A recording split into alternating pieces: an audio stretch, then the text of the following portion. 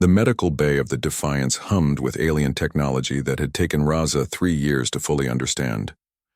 Crystalline healing matrices pulsed with soft blue light, their Zephyrian design far superior to anything humanity had possessed before the war.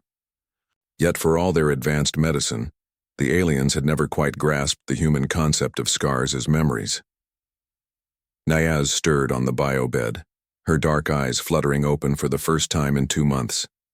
The neural damage from the Corvin mind weapon had been extensive, requiring delicate reconstruction of damaged synapses. Raza had refused to leave her side, sleeping in the uncomfortable chair beside her bed, monitoring every fluctuation in her brain activity. "Raza?"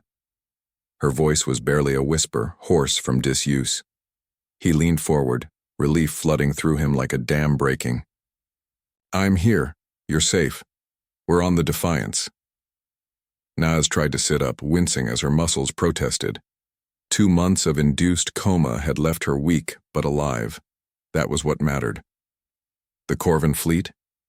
Destroyed. Raza helped her into a sitting position, his hands gentle but sure. "You did it, Naz. That crazy plan of yours worked. The resonance frequency you calculated tore their ships apart from the inside." She nodded slowly, fragments of memory returning. The desperate battle above Kepler 442b. The last human colony world. 37 billion Corvins descending like a plague of locusts, intent on harvesting every trace of organic matter. Humanity's final stand. "How many ships did we lose?" she asked, though she dreaded the answer. 47% of the fleet. His jaw tightened. "But we won, Naz. The colony is safe. Humanity endures." As she adjusted her position, the medical gown shifted, revealing a glimpse of Raza's chest.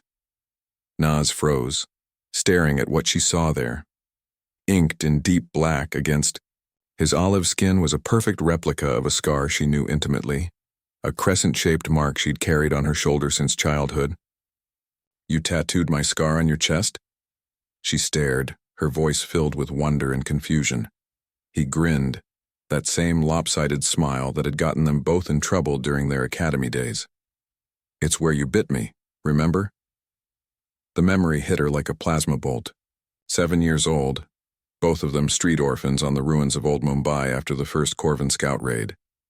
They'd been hiding in the wreckage of a temple, sharing a can of synthetic protein paste they'd scavenged.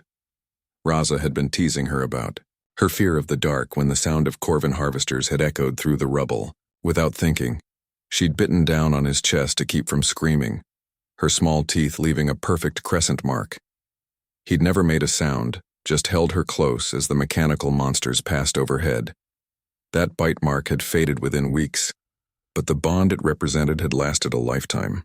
"You remember everything," she said softly. "Not everything disappeared when they scrambled your brain," he replied, pulling his shirt closed. "But I wasn't taking any chances. Some memories are too important to lose."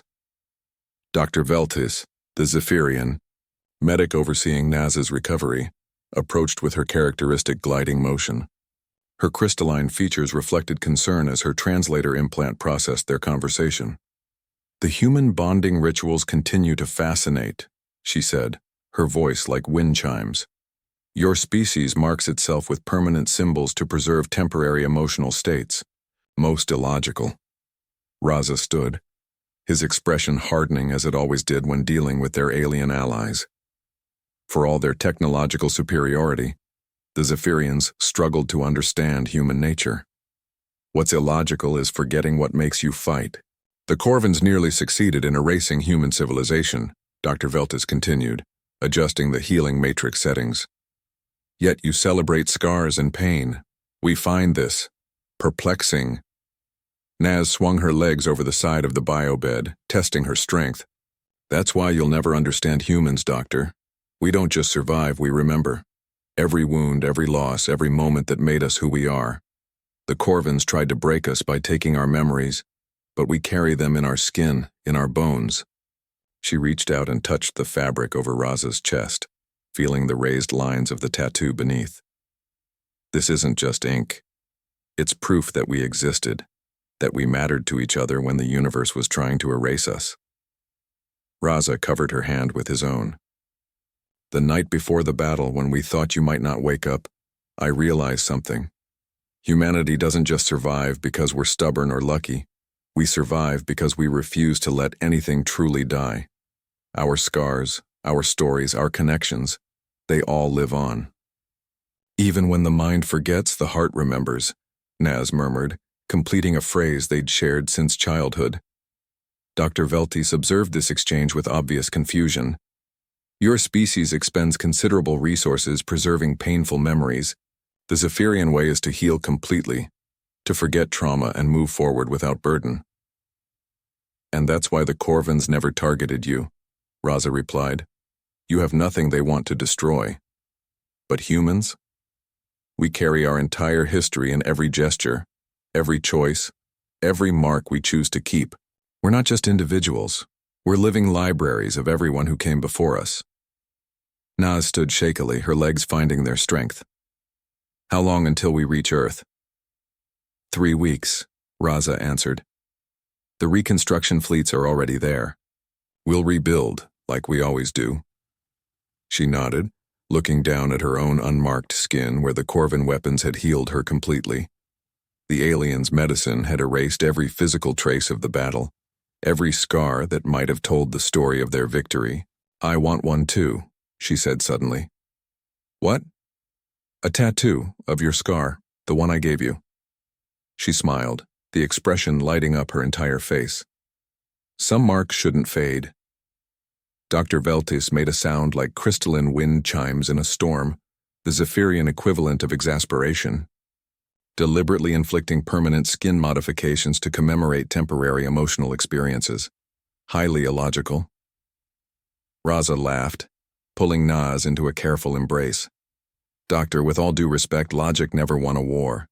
Memory did. Love did. The refusal to let anything important disappear. As the Defiant sailed through the stars toward home, 2 humans stood in the medical bay, their skin telling stories that no alien weapon could erase.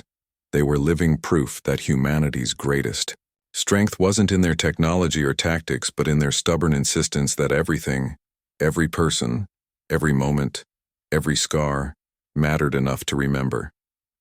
The Corvins had learned too late that you cannot destroy a species that tattoos love onto its skin and calls it victory.